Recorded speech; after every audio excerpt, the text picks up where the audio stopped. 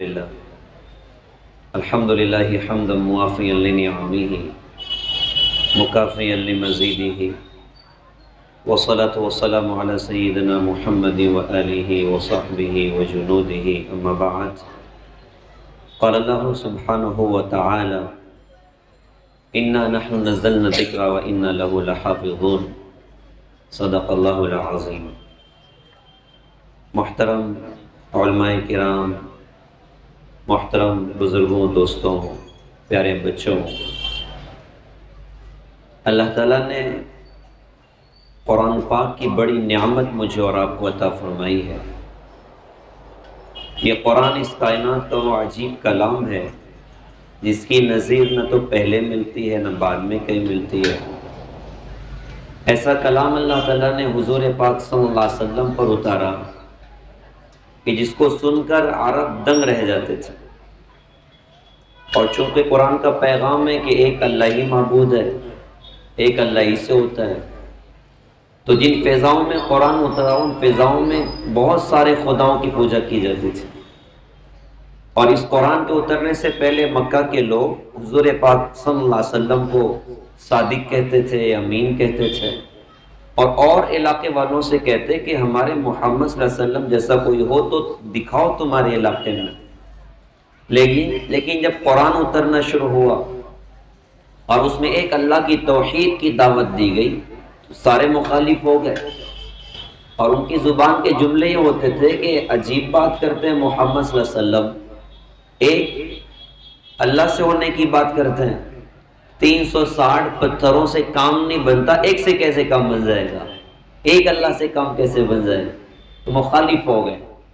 اور جو قرآن اترتا حضور پاک صلی اللہ علیہ وسلم پر، تو چونکہ اس قرآن کا مقابلہ نہ کر سکتے تھے، اسے یوں کیا کہ الزام ڈالتے تھے حضور پاک صلی اللہ علیہ وسلم پر، کبھی کہتے یہ جادوگر ہیں، کبھی کہتے دیوانے ہیں، کبھی کہتے مجنوں ہیں، کبھی کہتے یہ شاعر آدمی ہیں، اشعار پڑھتے ہیں، کبھی یہ کہتے کہ کاہن ہے، یہ شیطانوں کی خبریں سن سن کے ہم کو سناتے ہیں۔ عجیب بات، ہمارے نبی پر جتنے بہتان کسے گئے، اللہ تعالیٰ نے ہر بہتان کا جواب خود سے ہو کہ اللہ پاک نے قرآن پاک میں اتر دیا۔ مشرکین مکہ نے ہمارے نبی پر بہتان کسا تھا، یار یہ رسول نہیں ہے، بس ایسے ہی اپنی طرف سے باتیں کرتے ہیں، تو اللہ پاک نے قرآن پاک میں ارشاد فرمایا یاسین والقرآن الحکیم انک لمن المرسلین، کہ میں گواہی دیتا ہوں کہ آپ میرے رسولوں میں سے ہیں۔ مشرکین مکہ نے کہا یار نعوذ باللہ یہ مجنون ہو چکے ہیں، دیوانے ہو چکے ہیں، تو قرآن میں اللہ پاک نے ارشاد فرمایا کہ نون والقلم وما یسطرون ما انت بنعمت ربک بمجنون، نبی جی اپنے رب کے فضل سے آپ مجنون نہیں ہیں۔ مشرکین مکہ نے کہا یار یہ آدمی جھوٹ باتیں کرتا ہے، تو اللہ پاک نے قرآن پاک میں ارشاد فرمایا وما ينطق عن الهوى ان هو الا وحی یوحى، ہمارے نبی اپنی طرف سے کچھ نہیں کہتے، یہ وہ کہتے ہیں جو ہم ان پر اترتے ہیں۔ انہوں نے کہا یہ شاعر آدمی اشعار پڑھ کے سناتے ہیں، تو اللہ پاک نے قرآن پاک میں ارشاد فرمایا فلا اقسم بما تبصرون وما لا تبصرون انه لقول رسول کریم وما هو بقول شاعر قلیلا ما تؤمنون، مجھے قسم ہے دیکھے اندیکھے یعنی کل کائنات کی، یہ میرا رسول شاعر نہیں ہے، تم کم ہی ایمان لاتے ہو۔ انہوں نے کہا کاہن آدمی ہے، شیطانوں کی خبریں ہمیں سناتے ہیں، تو اللہ پاک نے ارشاد فرمایا ولا بقول کاہن قلیلا ما تذکرون، یہ کاہن بھی نہیں ہے، تم کم ہی نصیحت قبول کرتے ہو۔ اچھا یہ جھوٹ باتیں کرتے تھے اللہ کی رسول کی مخالفت پر، اور کہتے تھے کہ قرآن محمد صلی اللہ علیہ وسلم پر جو آ رہا ہے وہ اللہ کا کوئی کلام نہیں ہے، اور یہ سب جھوٹ باتیں ہیں۔ تو اللہ پاک نے قرآن میں بڑی عجیب بات ارشاد فرمائی وَإِن كُنتُمْ فِي رَيْبٍ مِّمَّا نَزَّلْنَا عَلَىٰ عَبْدِنَا فَأْتُوا بِسُورَةٍ مِّن مِّثْلِهِ وَادْعُوا شُهَدَاءَكُم مِّن دُونِ اللَّهِ إِن كُنتُمْ صَادِقِينَ، اگر تمہیں اس کلام میں کوئی شک ہے جو ہم نے اپنے بندے محمد صلی اللہ علیہ وسلم پر اتارا، تو جاؤ ساری کائنات کو اکٹھا کر لو، اللہ کے علاوہ اللہ کو چھوڑ کر ساری کائنات کو اپنی مدد کے واسطے بلا لو، اور قرآن کی ٹکر کی کوئی ایک صورت بنا کر پیش کر دو، ایک صورت بنا کر پیش کر دو، چھوٹی صورت ہی بنا دو۔ سب سے چھوٹی کون سی صورت ہے؟ سورہ کوثر، اِنَّا أَعْطَيْنَاكَ الْكَوْثَرَ فَصَلِّ لِرَبِّكَ وَانْحَرْ إِنَّ شَانِئَكَ هُوَ الْأَبْتَرُ۔ مشرکین مکہ جو مارنے کے لیے تیار ہو جاتے تھے اللہ کی رسول کی مخالفت پر، اگر دم ہوتا تو یہ چیلنج قبول کر لیتے، جن کو وہ کمال اللہ نے دیا تھا کہ جنگوں میں لڑتے لڑتے اشعار پڑھتے تھے، سولیوں پر لٹک رہے اور اشعار پڑھ رہے ہیں، موت کا وقت ہے اور اشعار پڑھ رہے ہیں، سخت و مشکل ہے اور اشعار پڑھ رہے ہیں، برجستہ اللہ نے وہ زبان پر عبور دیا تھا عرب کو. چھوٹے چھوٹے بچے جب بولتے تھے نا تو یوں لگتا کہ بادل کی طرح سے برس رہے ہیں اور بجلی کی طرح سے کڑک رہے ہیں. برجستہ اشعار بولنے کا مزاج تھا. اللہ کے رسول حضور پاک صلی اللہ علیہ وسلم جب مکہ سے ہجرت کر کے مدینہ تشریف لے گئے تو آپ کا استقبال ہوا تھا مدینہ میں تنیت الوداع کے مقام پر. تو جو بچیاں تھی انصار کی وہ اشعار کے ذریعے سے حضرت کا استقبال کر رہی. طلع البدر علینا من ثنیات الوداع وجب الشکر علینا ما دعا للہ داعی ایھا المبعوث فینا جئت بالامر المطاع. فی البدی اشعار کے ساتھ حضرت کا استقبال کیا. تو دم ہوتا تو قرآن کا چیلنج قبول کر لیتے. اس لیے اللہ کے رسول نے ایک مرتبہ یہ کیا نا کہ سب سے چھوٹی سورت سورہ کوثر 3 آیتوں کی آپ نے یہ کیا کہ صحابہ کے ذریعے اس کو بیت اللہ پر لکھوا کر نصب کروا دیا، لکھوا دیا. اگر کسی میں دم ہو تو اس کے ٹکر کا کلام تیار کر کے دکھا سکے. جب یہ لٹکا دیا گیا، جب یہ وہاں لکھ دیا گیا تو جتنے دشمن تھے گویا کہ سب کو سانپ سونگ گیا. کوئی اس کی طرف دیکھنے کے لیے تیار نہیں، دیکھ بھی رہے تو کنخیوں سے دیکھ رہا ہے کیونکہ جواب دینے کی ہمت نہیں ہے. کافی دن وہ لٹکا رہا. بالآخر ایک بہت بڑے شاعر نے اس صورت کے آگے بس ایک جملہ لکھا، لیس ھذا من طاقت البشر، یہ کسی مخلوق کے بس میں نہیں ہے یہ قرآن کی ٹکر کا کلام تیار کر کے دکھا سکے. کیسا قرآن اللہ تعالیٰ نے حضرت محمد صلی اللہ علیہ وسلم پر اتارا. اس کو اللہ نے اتارا اور قرآن میں ارشاد فرمایا کہ اس کو نازل ہم نے کیا اور اس کی حفاظت ہماری اپنی ذمہ داری ہے اور اللہ کر کے دکھا رہا ہے.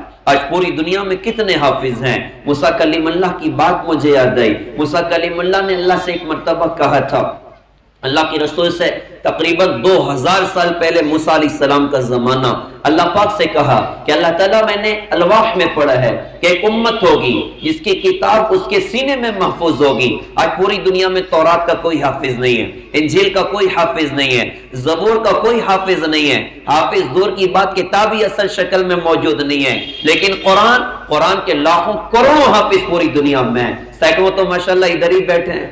بہت سے حافظ ہیں اور بہت سے انشاءاللہ عنقریب ہو جاؤ گے نا انشاءاللہ. تو کتنا زبردست اللہ پاک نے انتظام فرمایا.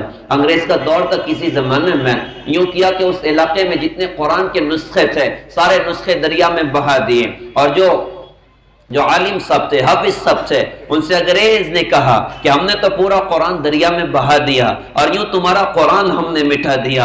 انہوں نے کہا کہ بیٹا رک جا، تھوڑی دیر صبر کر. ایک چھوٹے سے بچے کو بلایا جو حافظ قرآن تھا، اسے کہا کہ بیٹا سورہ فاتحہ پڑھو. اس نے بغیر دیکھے پڑھنا شروع کیا. کہا بیٹا سورہ بقرہ پڑھو. اس نے کچھ آیتیں سنائی. سورہ انعام پڑھو. اس نے کچھ آیتیں سنائی. کہا کہ بدبخت، قرآن کے نسخے کو تو تم نے سمندر میں پھینک دیا، ان بچوں کے دلوں سے اللہ کے کلام کو کون مٹا سکتا ہے؟ یہ اللہ کی حفاظت کا پہرا ہے. اللہ نے حفاظت کر کے دکھائی ہے.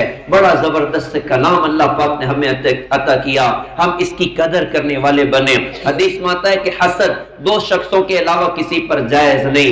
ایک وہ بندہ جس کو اللہ نے قرآن عطا کیا اور وہ دن رات اس کی تلاوت کرتا ہے، اور ایک وہ بندہ جس کو اللہ نے مال عطا کیا اور وہ دن رات اللہ کے بندوں پر خرچ کرتا ہے. کسی بندے کو اللہ تعالیٰ مال عطا فرمائے اور بڑی دنیا عطا فرمائے، اور دوسرا بندہ جس کو اللہ نے قرآن کی دولت عطا فرمائی، اگر وہ بندہ جس کو اللہ نے قرآن کی نعمت دی اگر اس کے دل میں یہ بات پیدا ہو جائے یار اس کو جو کچھ ملا مجھے نہیں ملا، تو فرمایا کہ اس نے قرآن کی تحقیر کی ہے. اللہ نے اتنی بڑی دولت اس کو عطا فرمائی، اللہ نے اتنی بڑی نعمت اس کو عطا فرمائی. قارون کا خزانہ بھی ہو تو دنیا سے بندہ چھوڑ کے چلا جائے، ساری دنیا بھی مل جائے تو دنیا سے بندہ چھوڑ کے چلا جائے. یہ قرآن تو قبر میں بھی ساتھ ہوگا، یہ قرآن تو حشر میں بھی ساتھ ہوگا، یہ قرآن تو میزان کے موقع پر بھی ساتھ میں ہوگا، یہ قرآن تو پل صراط میں بھی ساتھ میں ہوگا، یہاں تک کہ جنت تک پہنچائے گا. کتنی بڑی نعمت قرآن ہے. ہم قرآن پر محنت کریں. جو لوگ قرآن پر محنت کریں، دین پر محنت کریں،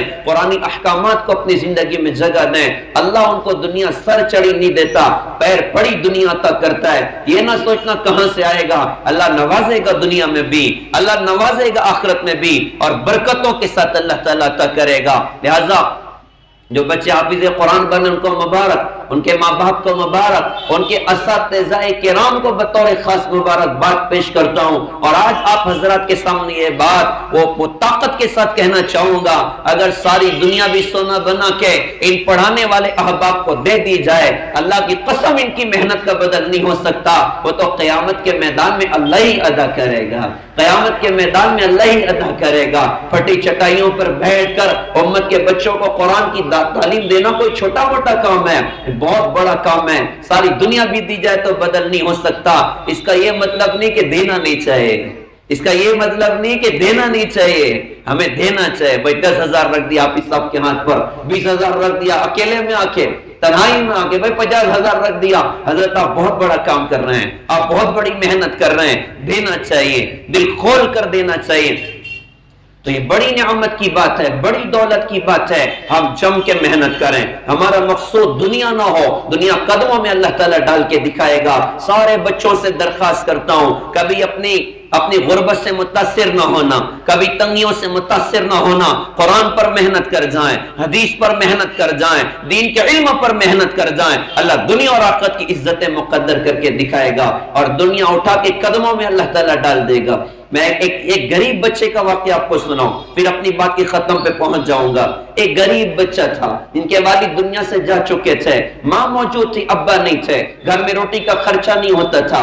ماں نے سوچا کہ کروں تو کیا کروں، تو یہ کیا کہ اپنے بچے کو لے کر گئی ایک دھوبی کے پاس، اور جا کر کہا کہ یہ یتیم بچہ ہے، آپ اپنے پاس میں رکھ دیں، تھوڑا ہیلپ کر دے گا، آپ اس کے بدلے 2-4 روپیہ دیں، ہمارے روٹی کا خرچہ نکل جائے گا۔ اس نے کہا ٹھیک، آپ اس کو روزانہ بھیج دیا کریں۔ یہ بچہ گھر سے نکلتا اور چلتے چلتے جاتا دھوبی کے پاس، کام کرتا، 1 دن 2 دن 3 دن کام کیا، روزانہ پیسے مل رہے ہیں۔ اب اس کے بعد یہ بچہ گھر سے نکلتا، راستے میں دیکھتا دھوبی کے پاس پہنچنے سے پہلے ایک اللہ والے تھے، ان کی مجلس لگی ہوتی جو قرآن کا درس دیتے، جو حدیث کا درس دیتے۔ وہ کون اللہ والے تھے؟ وہ امام ابو حنیفہ رحمت اللہ علیہ، بڑا مجمع ان کے مدرسے میں ہوتا، دین کی تعلیم حاصل کرتا۔ بچے نے دیکھا بڑا مجمع ہے، ایک دن آ کر بیٹھ گیا، دل لگا قرآن کی باتوں سے، دل لگ گیا حدیث کی باتوں سے۔ یہ تو بڑی نعمت اللہ نے قرآن کی دی ہے۔ بچہ بیٹھا تو دل لگا، ساتھ میں پڑھنے لگ گیا، اور یہ کہ یہی وقت پورا دینے لگ گیا۔ دھوبی کے پاس نہیں جا رہا ہے، 1 دن 2 دن پیسے ہی نہیں آ رہے ہیں۔ ماں حیران ہے کہ چکر کیا ہو رہا ہے۔ ایک دن بچہ گھر سے نکلا تو ماں نے سوچا کہ میں بھی جا کر دیکھتی ہوں کہ کام کر رہا ہے کہ نہیں کر رہا، اور دھوبی سے شکایت کروں گی کہ پیسے ہی نہیں بھیج رہے ہیں۔ اب ماں نکلی، دھوبی کے پاس پہنچی تو بچہ موجود ہی نہیں، تو کہا کہ میرا بچہ کدھر ہے، اور کئی دن سے پیسے نہیں آ رہے ہیں۔ تو دھوبی نے کہا جب آتا ہی نہیں ہے تو پیسے کس بات کے دوں، تمہارا بچہ تو آ ہی نہیں رہا ہے۔ ماں تلاش کرتے کرتے نکلی، راستے میں دیکھا کہ ایک بزرگ امام ابو حنیفہ رحمت اللہ علیہ، بچہ ان کے پاس میں بیٹھا ہوا، وہ آئی اور بچے کا ہاتھ پکڑ کے اس کو اٹھایا، اور امام ابو حنیفہ رحمت اللہ علیہ سے کہنے لگی کہ آپ تو مالدار آدمی ہیں، یہ غریب کا بچہ ہے، باپ کا سایہ اڑ چکا ہے، میں نے دھوبی کے پاس رکھا تھا کہ 2-4 روپے مل جائیں تو ہماری روٹی کا خرچہ نکل جائے گا، آپ نے تو اس بچے کو بگاڑ دیا۔ بڑوں کی نگاہیں بھی بڑی ہوا کرتی ہیں، کہتے ہیں حدیث میں بلکہ آتا ہے اتقوا فراست المومن فإنه ينظر بنور اللہ، کہ مومن کی فراست سے ڈرو، وہ اللہ کے نور سے دیکھتا ہے۔ اللہ والوں کی نگاہیں بھی بڑی عجیب ہوا کرتی ہیں۔ امام ابو حنیفہ رحمت اللہ علیہ اس اما جان سے کہا مر یرانا اهو ذا يتعلم اكل الفلوذج بدهن الفستق، کہا کہ اے پگلی جا، میں تو دیکھ رہا ہوں کہ تیرا بیٹا میرے پاس پستے کے تیل میں بنا ہوا فالودہ کھانے کا ہنر سیکھ رہا ہے۔ یہ ایک ڈش تھی جو بادشاہوں کو بھی کبھی کبھی ملا کرتی تھی، یہ چیز کھانے کو بادشاہوں کو بھی کبھی کبھی ملا کرتی تھی۔ تو والدہ کہنے لگی انت شیخ قد خرفت وذهب عقلک، آپ بوڑھے ہو گئے، دماغ خراب ہو گیا، اس لیے بہکی بہکی بات کرتے ہو، کہاں تو ڈھنگ سے روٹی کا ٹکڑا کھانے نہیں ملتا، اور آپ بات کرتے ہو کہ پستے کے تیل میں بنا ہوا فالودہ میرا بیٹا کھائے گا۔ حضرت نے بچے کا شوق اور طلب دیکھا، کہا کہ بیٹا کتنے پیسے روز لگتے ہیں، کہا جی اتنے لگتے روٹی کے لیے، تو کہا بیٹا مجھ سے لے جایا کر، اور دین کی تعلیم حاصل کیا کر، ان کا خرچہ باندھ دیا۔ یہ بچہ محنت کرتا رہا قرآن پر، یہ بچہ محنت کرتا رہا حدیث پر۔ آپ بھی نیت کرو انشاءاللہ محنت کرو گے، محنت کے بغیر ملنا نہیں ہے۔ کہنے والے نے کہا تھا وَمَن يَتَهَيَّبْ صَعُودَ الْجِبَالِ يَعِشْ أَبَدَ الدَّهْرِ بَيْنَ الْحُفَرِ، جو محنت سے ڈرتا ہے، جو کوہ پیمائی سے ڈرتا ہے، وہ ساری زندگی گڈھوں میں زندگی گزارتا ہے۔ اگر آگے بڑھنا تو پہاڑ تو بہرحال چڑھنا پڑے گا۔ بلندیوں کا سفر قربانیوں سے طے ہوتا ہے، بلندیوں کا سفر محنت اور مشقت سے طے ہوتا ہے۔ کمپیٹ کریں، وَفِي ذَلِكَ فَلْيَتَنَافَسِ الْمُتَنَافِسُونَ، آگے بڑھنے کی کوشش کریں۔ کوئی 5 رکوع یاد کر رہا ہے، ہم 10 یاد کر کے دکھائیں گے۔ کوئی 10 یاد کر رہا ہے، ہم 15 یاد کر کے، ایک پارہ یاد کر کے دکھائیں گے۔ محنت کریں، اللہ نے قرآن کو آسان کر کے رکھا ہوا ہے۔ تو بچہ محنت کرتا رہا، اپنے استاذ کے ساتھ پابندی سے اس نے محنت کی ہے، اور 17 سال اپنے استاذ کی نگرانی اس بچے نے گزارے۔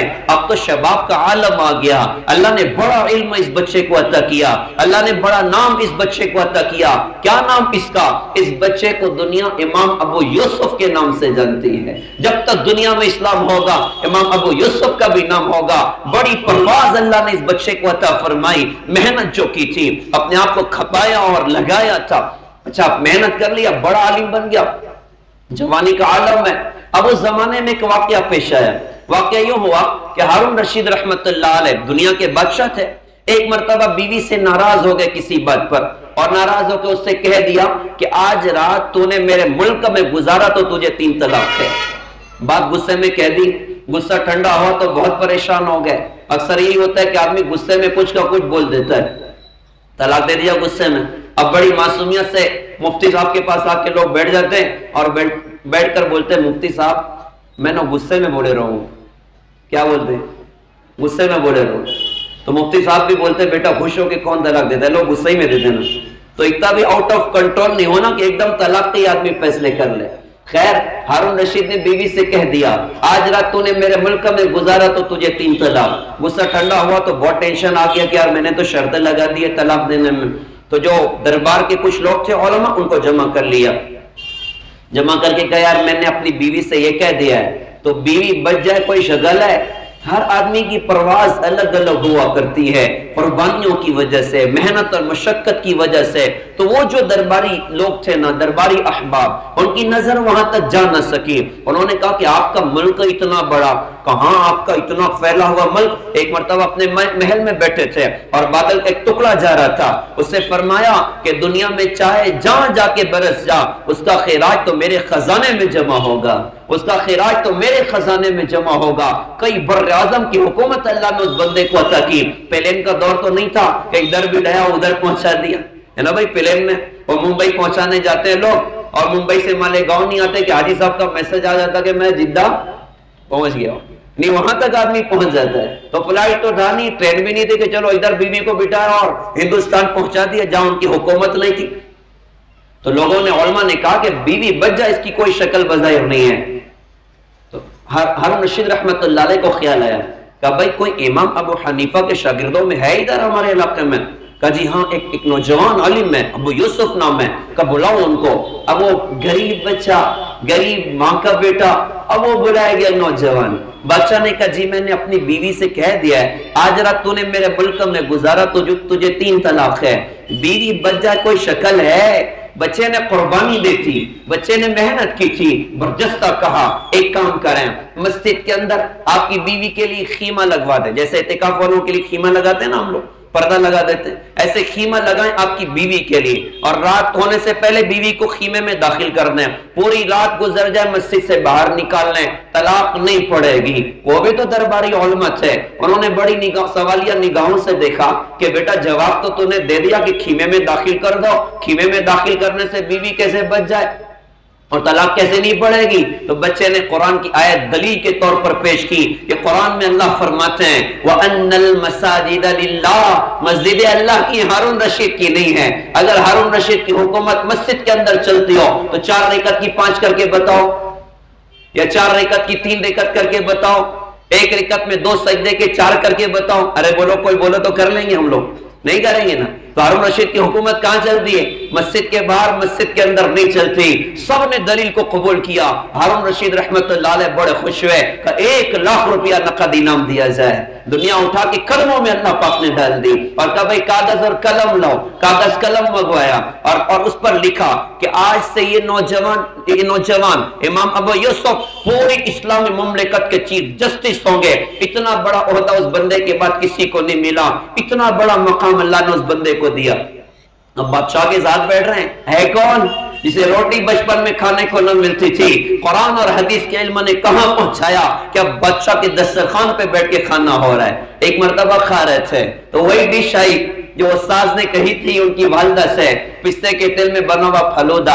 چونکہ امام صاحب نے فرسٹ ٹائم دیکھا تو بادشاہ نے کہا کہ حضرت یہ کیا ہے؟ ہارون رشید نے کہا کہ حضرت کھا لیجئے، ہمارے واسطے بھی کبھی کبھی یہ بن کر آتا ہے۔ کہا جی بتاؤ تو صحیح کون سی بلا ہے؟ ہارون رشید نے کہا کہ پستے کے تیل میں بنا ہوا پھلودا ہے۔ اتنا بس سننا تھا کہ آنکھ میں آنسو آ گئے، اپنے استاذ کی بات یاد آئی اور مسکرانے بھی لگے۔ بادشاہ نے پوچھا کہ کیا بات ہے، آنکھ میں آنسو بھی ہے، مسکراتے بھی ہو؟ کہا کہ وہ بچپن کا دور یاد آیا، میری امی آئی تھی واپس لینے اور میرے استاد سے کہا کہ اس کو کیوں بگاڑتے ہو؟ میرے استاد امام ابو حنیفہ رحمۃ اللہ علیہ نے میری امی سے کہا تھا کہ میں تو دیکھ رہا ہوں کہ تیرا بیٹا میرے پاس پستے کے تیل میں بنا ہوا فالودہ کھانے کا ہنر سیکھ رہا ہے۔ مجھے اپنے استاذ کی بات یاد آ گئی، ان کی یاد نے میری آنکھ میں آنسو لا دیے اور اس واقعے سے مجھے ہنسی آ گئی۔ پیارے بچوں، پیارے بھائیوں، ہم بھی محنت کریں، اللہ دنیا اور آخرت کی ترقی عطا کرے گا۔ بڑا جی خوش ہوا آپ کے ادارے میں آ کر، اللہ تعالیٰ اس ادارے کو دن دگنی رات چوگنی ترقی عطا فرمائے، ان حفاظ کرام کو اللہ تعالیٰ قبول فرمائے، ناظرہ جن کا ہوا اللہ ان کو بھی قبول فرمائے۔ اب سارے نیت انشاءاللہ ہم جم کے محنت کریں گے، قرآن یاد کریں گے، قرآن کو علماء سے سمجھیں گے، قرآن کو زندگی میں انشاءاللہ جگہ دیں گے اور اس کو لے کے نہیں بیٹھ جائیں گے بلکہ ساری دنیا میں اللہ کا دین زندہ ہو جائے۔ اس کے لیے اللہ کے کلام کو لے کر انشاءاللہ دنیا میں چلیں گے۔ اللہ تعالیٰ سے دل سے دعا ہے اللہ تعالیٰ ہم سب کو قبول فرمائے، عمل کی اللہ تعالیٰ ہم سب کو توفیق عطا فرمائے۔ وآخر دعوانا الحمدللہ رب العالمین۔